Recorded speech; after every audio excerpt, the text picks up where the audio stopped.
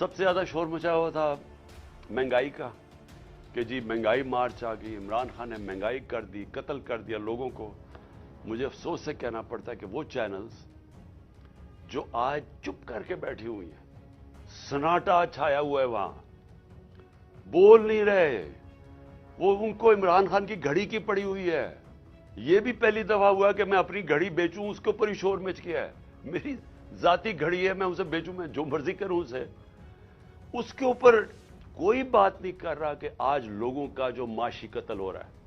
हमारे दौर में माइक जा रहा होता था सबके सामने, अच्छा जी बताएं कितनी महंगाई है, कितनी तकलीफ है, चुन चुन के। आज क्यों नहीं जा रहे?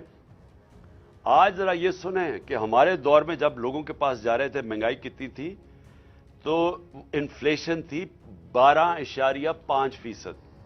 उस पे जनाब बिलावल भुट्टो ने इतना जोश में कि मैं महंगाई मार्च करने लगा हूं, मैं कांपे टांग देंगे इस्लामाबाद में पहुंच के। तो आज महंगाई किधर पहुंची है?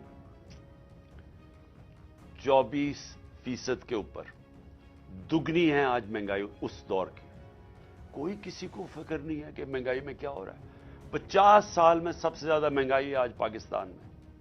कितने लोग ये, कितने वो मीडिया हाउसेस अपने ज़मीर जगाएं